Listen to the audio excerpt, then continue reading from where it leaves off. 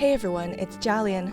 The Uprising for Black Lives has disrupted the social and economic status quo through protests, highway shutdowns, and occupations. But it has also been an opportunity for activists and organizers to build power and engage people politically. But the pandemic, changes to the postal service, and the increasingly polarized political climate will impact the upcoming general election in major ways. At the beginning of July, we met a volunteer who was encouraging people to register to vote at a protest. I'm Molly Zeff, and I'm here because I believe, first of all, that protests are the first step to long-term systemic change, and we need major systemic change. And I'm also here because I'm registering voters, and this is a great place to find people to register. And I truly believe that everything that we're dealing with today is a result of a lot of the racist policies that have governed St. Louis for decades. I am worried about voter suppression because the historical evidence just shows us, even recently, we've seen it again and again and again. Even with the more recent efforts by Republicans because it is primarily Republicans, to cut down the number of polling places in areas like Louisville, which are a quarter black. That really disturbs me. And I think there's a reason that when Stacey Abrams lost her gubernatorial election, when Stacey Abrams lost her election in Atlanta, there was a reason that she immediately began to work on voter suppression because it was wild and crazy there with machines breaking and old machines and everything. It's a racial equity issue because a lot of the areas where we're seeing voter suppression happen are cities with large black populations. Another reason I'm concerned about voter suppression is because we imprison such a large number of people in this country. A huge percentage, a disproportionate percentage, are black males, and then we strip people of the right to vote. And I'm saying that, knowing that I'm someone with a cousin who spent time in prison, and he can't vote. He wouldn't vote for who I vote for, but I wish he could still vote. Today, almost everyone is already registered, and a few people are underage, and occasionally a couple of people just don't want to vote. But yesterday, when my colleagues who are also volunteering at Power to the Polls were doing the same thing at protests, they had 20 new registrations. So it varies day by day. Okay, thank you.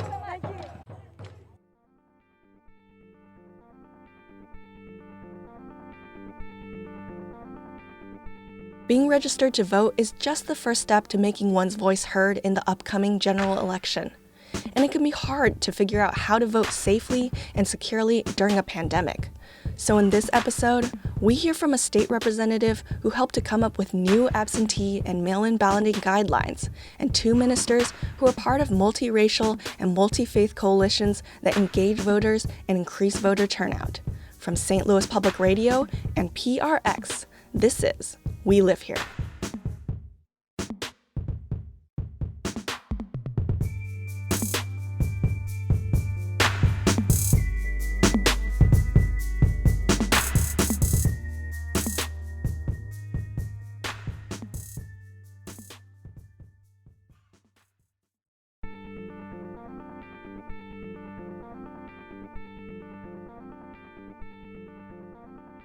How can voting be made safe and accessible during a pandemic? This was the question faced by Kevin Windham Jr., Democratic State Representative for Missouri's 85th District, which is majority black and includes over 20 municipalities in North St. Louis County. On entering the Missouri House, I was the youngest black man ever elected to the body and the first incoming freshman elected to Democratic leadership, where I serve as the vice chair. He served on the conference committee that considered a bill that changed absentee and mail-in balloting guidelines in Missouri because of the pandemic. Part of the process was us being in conference committee until about 3 o'clock in the morning, the day before session let out, or actually the day that session ended. So, of course, when you're up late and rushing, if you will, to make some changes and make a better piece of legislation, sometimes you just leave things out, whether they were purposeful or not as much. He explains that Democrats and Republicans came to the table with different priorities. Democrats wanted to loosen restrictions to expand access to voting, while Republicans wanted to protect the voting process to ensure it remained secure. My priority personally was just trying to make it more accessible for voters during a pandemic. So whether that be using our current absentee process or doing things that would aid in our absentee ballot process, like drop boxes and making sure that remote notaries were stood up in time for the election. Wyndham isn't so worried about election security because Missouri already has multiple measures to prevent fraud. It has what some would call a belt and suspenders approach to voting. The belt is having your ballot notarized, and the suspenders would be the Board of Elections actually checking your signature against what you signed when you signed your voter registration. So we should be able to either take off that belt or loosen the suspenders, either one. But our process this time around was just to double down and put on another belt on top of our belt that we already had on. He's not happy with the compromises in the final bill, which he thinks overly tightens restrictions on voting, at a time when he believes lawmakers should have done exactly the opposite. The state of Missouri has had a absentee balloting process for over 100 years now. And we just recently made a new process called a mail-in ballot for the pandemic that we are currently in. And the big difference is that a mail-in ballot applies to any and everyone. You can get a mail-in ballot no matter what, but the mail-in ballot is more strict in that you have to have it notarized no matter what, and you also have to send it in via United States Postal Service.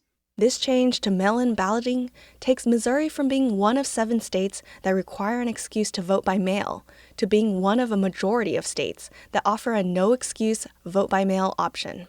With the absentee ballot, we made a bit of a change to the absentee ballot, which I said previously has been around for over 100 years in the state of Missouri.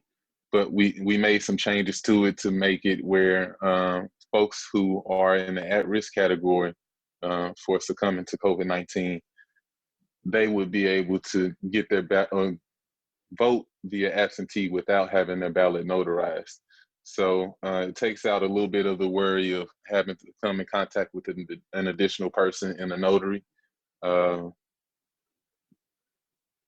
But I think that we should have went ahead and extended that to all Missourians. So those at-risk categories that I told you about earlier, which included being over age 65, having asthma, being immunocompromised, or being over age 65.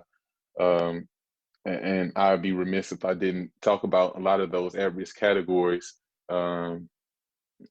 African American folks are at a disparate rate affected by those things. So whether it be dying from COVID-19, getting COVID-19, or even being in one of these categories, it was an especially weighty honor being on the conference committee because I knew that COVID-19 affected my community at a disparate rate, especially during a process that's coveted in my community, like voting.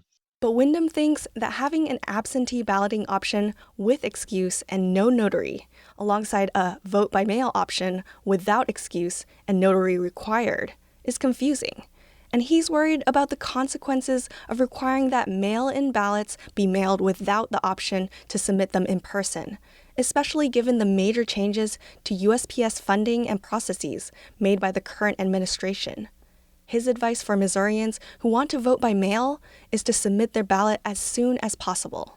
And then especially if they're in the county that I happen to represent, St. Louis County, we have some technology where you would actually be able to check and see if your ballot has been received by the Board of Elections. So it's a process that puts your mind at ease a little bit. But for some other jurisdictions that may not have technology that keeps them up to date, and they're especially worried about if a mail-in ballot will get in on time, then I may urge them to look at their options via absentee vote if that applies to them. So you can go into your Board of Elections a little bit early where there won't be as much of a line, and you can vote early via absentee. He's also mindful of the overlap between those who are most impacted by COVID-19 and those who are targeted by voter suppression. Common sense just tells me that it disproportionately hurts older folks, folks that are in socioeconomic classes that may be considered lower, um, and folks that just generally don't have as much of a will to vote. Voter suppression can take many forms, from purging people from voter rolls to moving or shutting down polling sites to imposing new requirements at the last minute. And it can also take the form of photo voter ID laws, which in practice can disenfranchise African Americans and people of color, especially those who are older women who may not have an ID due to the cost and hassle of getting one, replacing one, or ensuring that it's up to date.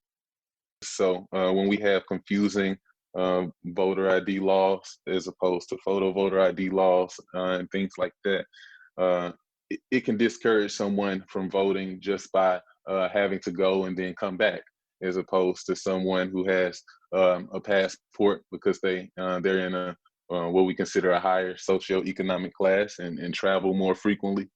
Um, so I think there's multiple factors in disenfranchising folks. It's not always just in the policy. Sometimes it's in the practice, but I think that it's extraordinarily important to vote, especially when you are sometimes in the class of folks that are encouraged not to vote legislatively. Wyndham emphasizes that a welcoming experience at the polls is key to voter turnout. Actually, just recently, I didn't have the best experience at the polls. I had to have a conversation with a poll worker and kind of asked them if they would be willing to be a little bit more friendly with folks. And even just within that, thinking about if it was my first time voting and I didn't have a particularly strong reverence with voting, would I really want to come back next time?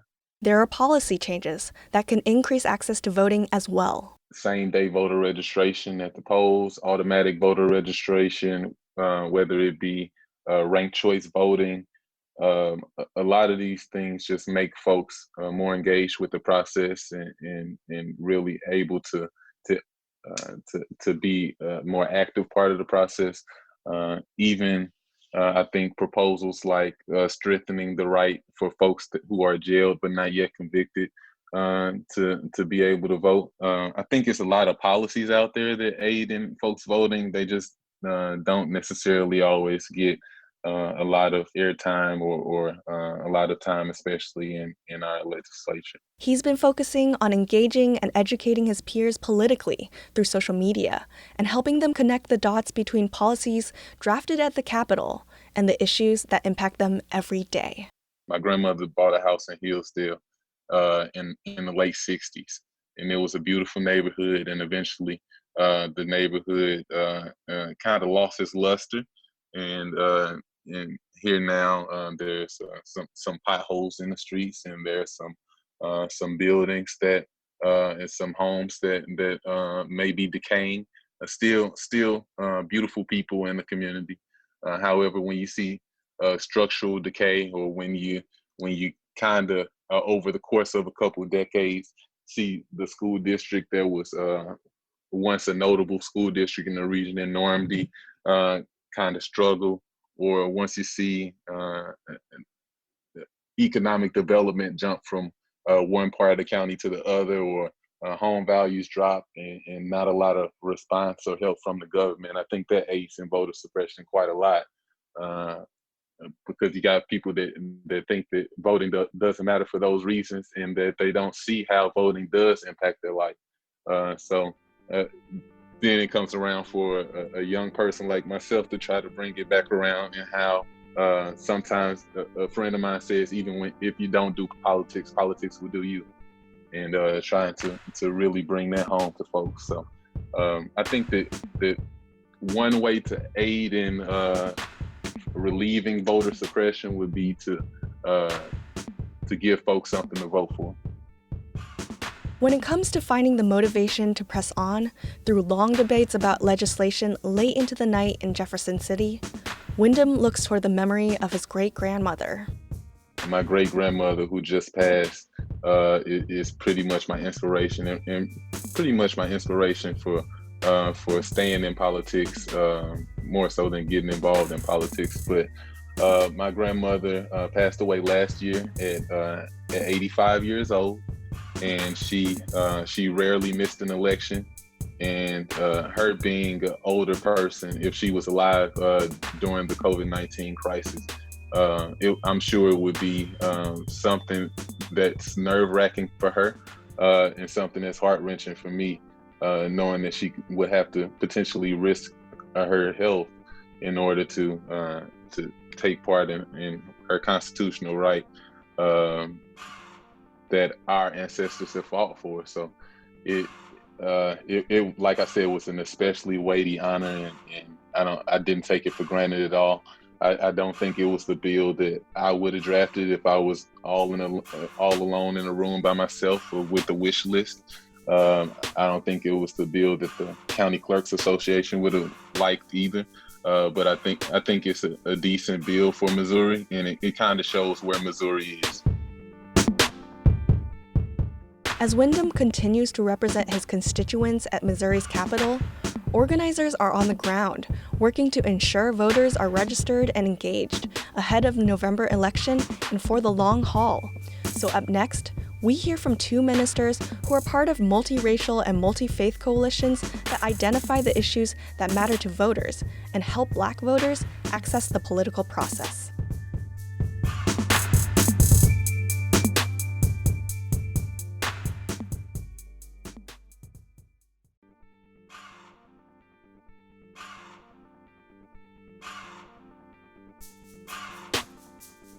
Hey everyone, it's Lauren. We wanted to know how organizers are educating voters during this time. So we spoke to Reverend Christine Pennington Stansel, voter program lead and civic engagement coordinator with Missouri Faith Voices, and her husband, Pastor Clinton Stansel of Wayman African Methodist Episcopal Church, who works with her on voter engagement. Here's Reverend Christine explaining how they adapted voter engagement to the pandemic. We just finished our last voter engagement campaign where we were working in a collaborative with many other multi-faith, multiracial, nonpartisan organizations in St. Louis. And we did most of that work via Zoom.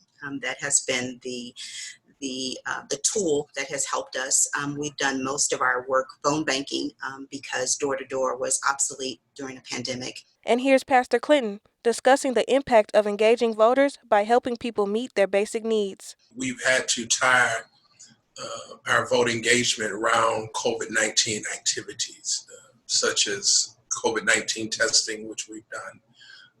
Also, produce giveaways and food because of the skyrocketing unemployment rate and the poverty that has affected our community. So we've tied basically voter engagement around many of the COVID activities that we were called in to do simply because of the pandemic and the situation we found ourselves in. Many say that the African American community has found themselves in two pandemics, COVID-19 and systemic racism. And while all of this is affecting African Americans at a disproportionate rate, we wanted to know, how can it possibly affect the upcoming election, and what power voting truly holds for the everyday American?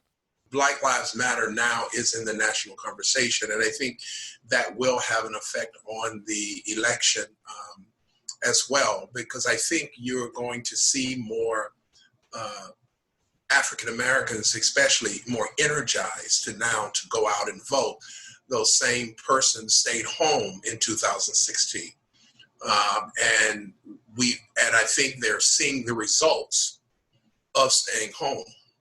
And so I think now you will see more of them engaged in the voter process. And so you can ask people now, because many people thought their vote didn't count. And I think now there's a realization that your vote counts. And when you don't vote, then the consequences, we see what they are. And a lot of those protesters are young African-American people who have risen to the moment. And so they're seeing this live in living color. And so they're really able not to see. It's no longer abstract. It's happening right where I can feel it. I can see it. So Black lives really do matter. And so I think that that energy is moving across the nation. And I think we're fully aware that this election is very consequential. It's more consequential than any election for people of color than it ever has been. The final step is to get out the vote and make sure you show up, because the protest brings attention, but the voting is the power. Helping the youth to acknowledge that power is the mission behind Reverend Christine's Wake Up the Vote online group, which has been educating Black youth about voting for 5 years. When you begin to bring people into a dialogue and conversation about things where they can express themselves, they feel more empowered and they feel more intellectual about the choices that they're making. And I think that's the most important thing. And I think once we're constantly sharing information about what we know about voting, what we know about current events, what we know about what is trying to keep us from the ballot box, we become more knowledgeable about the tools that the enemy is using. And I keep saying the enemy because it's the enemy that is voter suppression. It's the enemy that continues to do these things. And so we become more knowledgeable about their tricks. We become more knowledgeable about how they're working the system. We become more knowledgeable about how legislatures are working. And I think that's what Wake Up the Vote is about. It's actually putting people involved in their own liberation to liberate themselves. And I think it's been effective because I think people are talking with their families more. People are talking with, connecting with their barbershop and beauty shop and fraternities and sororities, and the conversations are going on and on and on. And the more craziness that comes out of Washington, D.C., the more heightened the conversation becomes. And so I think we're making great strides, and I think people are really waking up to the knowledge that they have the power to make the difference. Pastor Clinton reminds us that the lack of information in Black communities already puts us at a disadvantage before reaching the ballot box, which is why he has been focusing on educating young people. And we have to have those conversations with our young people. Everything started, you grow through conversation and information. And getting access to information at the highest level is probably has been the most detrimental to our community, is we don't have access to information at the highest level. So when we began to get information and give our young people access to information on how things affect them in their normal everyday lives, and also then began to have conversations on how that can change, then power and growth begins to take place, and power begins to seep into their spirit, because they really began to see that I do have power and I do have some authority, and I'm just not a victim, and I don't just have to stand idly by anymore, that I can participate in the process and change the process. But getting people to understand the importance of voting in primary elections and paying attention to their local government isn't the only battle. Pastor Clinton says the vision is keeping us from truly making a difference. And one of the other battles that we got to face is we have to understand that to get something done, we're going to have to come together as a community and work together as a community, that we cannot fight divided. And one of the things I've seen in St. Louis is too many times it's a divided fight. Everybody has their own agenda. We're trying to make sure that, especially people of color, that we come together and get an agenda that's best for our people, and that way we're not competing and fighting against one another. And for Reverend Christine, the most important part of being an organizer is gaining the community's trust. Once they see that the wins that you're gaining are in their best interest, they're willing more so to listen to you in election times about what you're voicing that's important. And so we have a history now in Missouri Faith Voices are fighting for the marginalized, the disenfranchised, trying to get health care for the least of these. We have now a reputation of that. And I think it's so you can sit at certain tables and be respected and say, we're fighting for this cause because these are the wins we've already had, and we've done this on your behalf. And I think people are more receptive to you at that point, because there is a lot of distrust in the Black community. Different organizations have let many of our Black communities down at times. And so there's a lot of trust to be built up. And so that's what part of organizing is. It's not just actually just calling people and getting them to vote for something. It's building alliances with collaboratives, and it's also building alliances with faith-based organizations. Definitely the Black church. The Black church has to trust you for you to come in and speak to them. And so in our organizing groups, we have to build these relationships with faith-based organizations, with other alliances that we're working with, so that when we sit at the table with them and we tell them, go back and tell your people this, they can trust that what we're saying is true. And then we can say, this is what we built on. And so I think that's a very important part of organizing. And I think we're on our way to doing that. And I think right now with the wins that we have had, we've built a lot of that trust. And Reverend Christine suggests that confusion makes it harder for voters to trust the process, which is why they are finding ways to educate voters on how to fill out ballot forms. I think that's the purpose of doing it, is to suppress the vote. And so the onus becomes upon activists like my husband and I, and groups that we work with and organizations that we work with, to try to clear that chaos, to try to make it more clear. And so what we have been instituting possibly this week is to begin to create online Zoom training to fill out an absentee ballot, to train people about what is necessary. And that goes to our congregations. And so at the African Methodist Episcopal Church, with my husband as the pastor of, it is a connectional church all throughout the United States and worldwide. And so we are now working in a collaborative with the AME Church to make sure that there is Zoom training for our parishioners and our members, to make sure that you do know how to fill out an absentee ballot, when your deadline is. To also to quell some of the chaos, to calm some of the fears. A lot of people, when there's a lot of confusion, they decide just to forget it and just to stay home. Historically, African Americans have always had to bear the brunt of voter suppression, and this election cycle is no different. Older African Americans are disproportionately affected by COVID-19, and now they have to choose between going to the booth or trusting the process and mailing in their ballots. You got to realize the voter suppression comes from the fact that we know, and everyone knows, that this virus adversely affects our community and hits our community harder.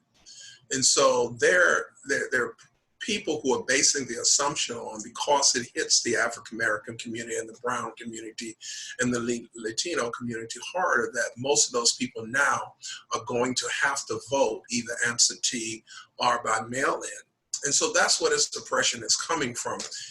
If there was no virus, there would be no suppression of mail-in vote, because many times in the African American community, we don't do mail-in votes and absentee ballots at a higher number as our counterparts. But with COVID-19 affecting us so disproportionately, the assumption is that we will increase our mail-in and absentee ballots, which is true. And so they're trying to suppress that.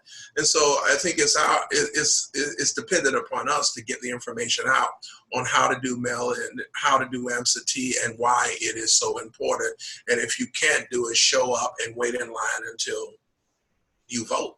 While the new guidelines for mail-in and absentee balloting has caused confusion, the new USPS Postmaster General, Louis DeJoy, has been under scrutiny for drastic cost-cutting measures that puts mail-in ballots at risk for not being counted in time. There's a lady, part of my congregation, who has a son that has some medical issues, and they decided in the 2016 election not to vote him. And that was their decision. They didn't think it was going to matter one way or the other. But with the post office now, she's seeing delays in his medication, which comes through the mail. And now I can go back to her and say, that's a direct result. You can draw a line between exactly. Not you personally, but not all the people who didn't vote. Mm-hmm. And now your son not being able to get the medicine he needs on time. There's a direct correlation. There's a direct line can be drawn. And I think these lines that used to be fuzzy are becoming more clear. Making those fuzzy lines clear also means doing whatever is necessary to get people to the polls and finding ways to work around. We got to make sure that those votes get mailed in. And so if we have to go get people and rent buses to get them to the polls, then that's what we have to do. And I think we just have to be proactive, because yes, it's trickling down. Yes, we're concerned about it, but yes, we are strategizing every day to try to figure out workarounds. And that's okay. And what do you mean that's okay? As African Americans, we've always had to work around. And so we're used to having to work around. just to be Just a to part survive, of, just to survive and be a part of the system. So this is nothing new for us. We've always been suppressed. We've always had to work around, figure out new strategies. And so we're just doing what we've always done to make sure that we are represented and make sure that our voice is heard. Finding ways to work around does come at a cost, and so we asked Pastor Clinton and Reverend Christine, as organizers, what concerns have been brought up from voters and how can they be addressed? People are excited because they want change. They know change is needed and necessary. They understand that democracy is on the line, and when democracy falls, we will be the brunt of that more than anyone else. And so people get it. They get that democracy is on the line, and there has to be a change. But where the fear comes in and the confusion comes in is, how do I vote? And how do I stay safe? Because the voting population in our community, we vote in high numbers in the elderly population. And so how do I keep grandmama safe and make sure grandmama get out to vote? But I think I see a determination that I haven't seen in a long time. And what I mean by that is that people are determined to vote if their life depends on it, because people are coming to the realization that their life do depend on it. Mm-hmm. And I'm not just talking about from COVID standpoint, but from democracy standpoint. So from both directions, our lives depend on this vote. This vote is for our life, it's for our livelihood. And so I think when people are voting like their life depend on it, then people are willing to take those risks to make sure that their vote is counted. We saw that in our local elections that we just had here, our local primaries. The turnout was up tremendously, that people showed up and voted, and, to the best of their ability, followed all the guidelines of social distancing, wearing masks. But again, I think there's a determination because people understand the urgency. The urgency and the need for a better system can weigh on the communities that are already hit the hardest, but the Black community has always been resilient in the fight toward racial equality, and these times are no different. Most people that I talk to are anxious because in our community, we're not only fighting a pandemic, we're fighting systemic racism at the same time. We're being killed during a pandemic, and that's not happening to anyone else in the country. Black people are dying during a pandemic. We just had another shooting in Wisconsin. A Black man shot in the back during a pandemic. And so there's an anxiousness.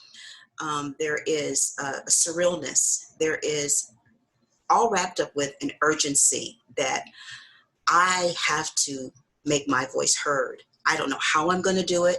I don't know whether I'm going to do it by absentee, mail-in ballot, or where I'm going to stand in line. But I'm anxious. I'm anxious because of what I see. It's like Michelle Obama said, I've got almost a low-grade depression going on in any of our communities. But we have always been a fighting race of people. We will do what's necessary to save ourselves in the midst of crisis. And we are in a crisis. In the Black community, we are in a crisis. And so we are, I believe, as my husband said in August, the vote turnout was tremendous, and we didn't expect it. And it was because people were willing to stand in line and say, my voice matters, and I have a say-so in this, because most of them are saying, I'm just tired. I'm tired.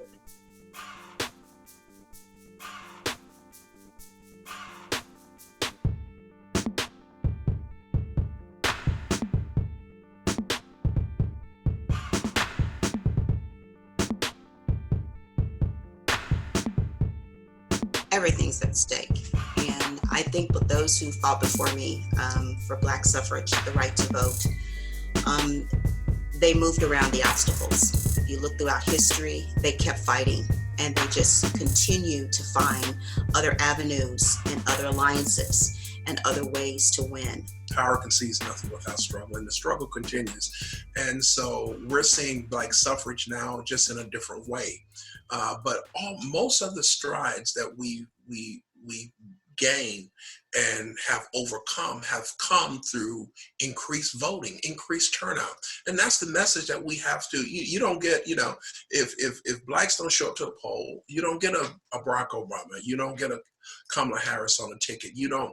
And so all of the strides that we've made have come through voting, and voting is the equalizer. And so I think that we are, even though, as Reverend Chris said, we are lamenting because we're being chased by two pandemics, the COVID-19 and systematic racism, but and those pandemics will overtake you. They're going to overtake you unless you make it to the poll. And that's generally my message to people, that you're being chased and you cannot outrun them forever. They will overtake you eventually unless you make it to the polls.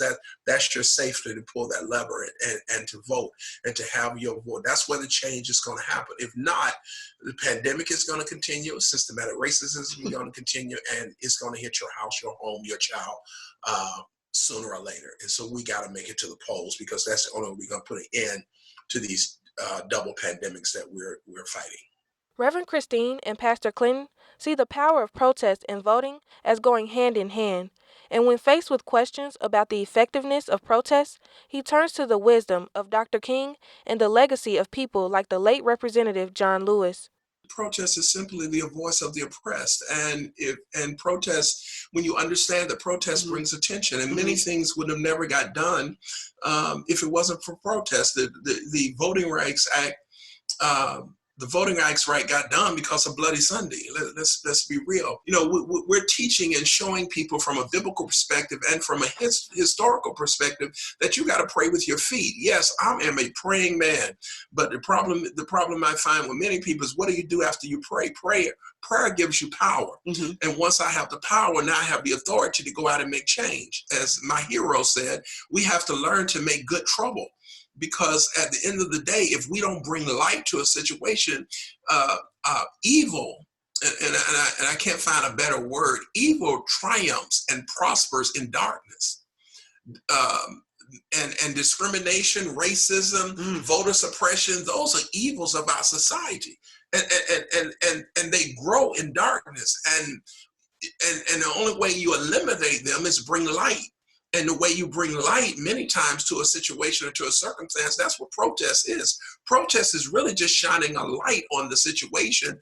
Now we see the situation, we can demand the change, and we can vote for the change that's in our best interest. And my motto is always that, if you kill our kids, we will kill your economy. Yeah.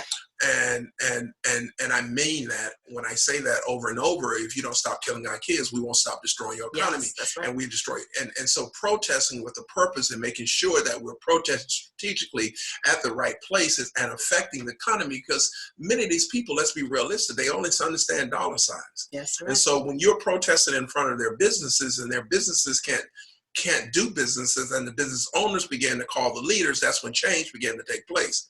And so protesting does have a purpose. Since the Stancils are putting in countless hours of organizing to engage folks to vote and seeing the effects of the uprising, we asked, what is carrying and motivating them through this time? I think motivating me in this work is, I think first and foremost, it's a calling. I mean, I think I have a mandate as a clergy person, as a person of faith. I have a mandate to make sure that there's equality, to make sure that there's equity, to make sure that the least, the lost, and the left out have a voice. I have a mandate. Secondly, and to me, it's just as important as the mandate that I have from God, is that I have 4 black sons. We have 4 black sons, and who are out there every day being chased by multiple pandemics, COVID-19 and systematic racism. So just for my children, I have to fight this battle each and every day. So I think getting up, understanding that you, first of all, have a mandate from God based on your calling. Secondly, that you have 4 black sons. You have to fight this battle. It's not a choice. I think it's not something you do. It's who you are.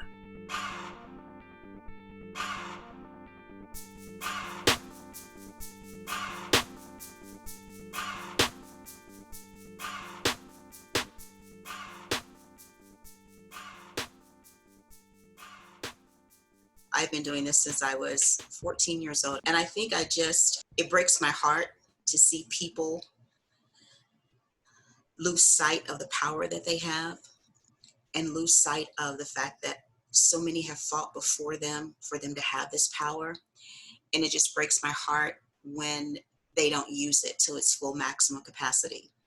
And that's not just voting. That's just showing up at the school board, finding out who's going to be the superintendent of your schools, finding out who's going to be your mayor. It's just not the vote there politically, but it's vote on a lot of things in your community.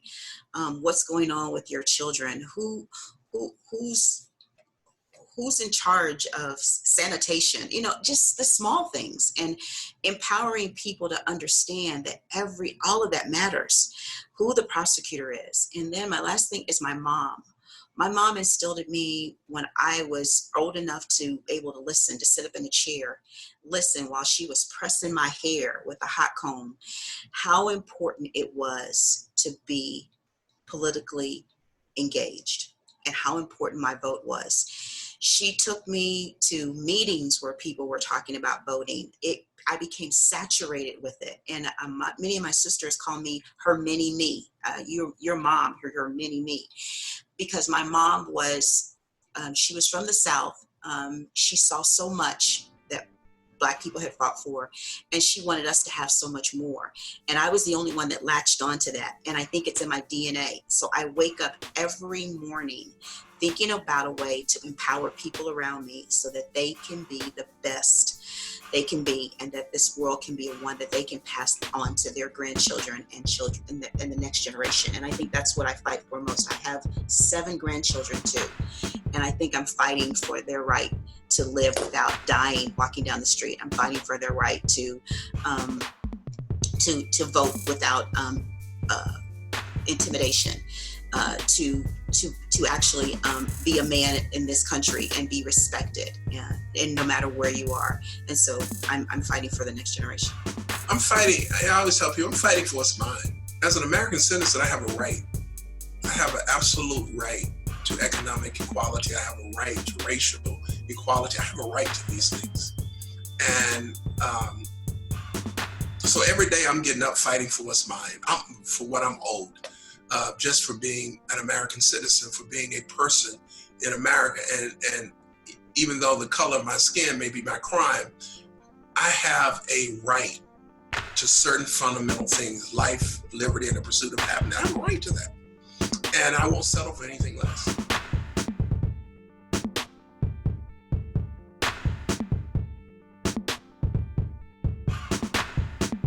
This show is produced by me, Lauren Brown, and lead producer, Jalianne Yang.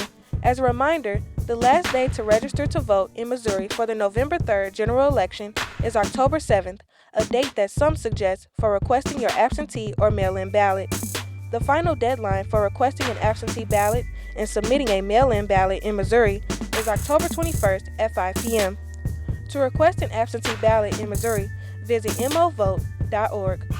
Missouri state law requires absentee ballots to be notarized for free, and notaries can be found at most financial institutions.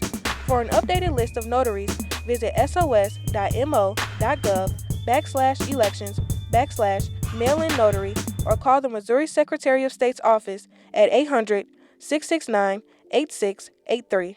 To learn more about your voting options, voter registration status, or how to become a poll worker, visit vote411.org. From St. Louis Public Radio and PRX, this is We Live Here.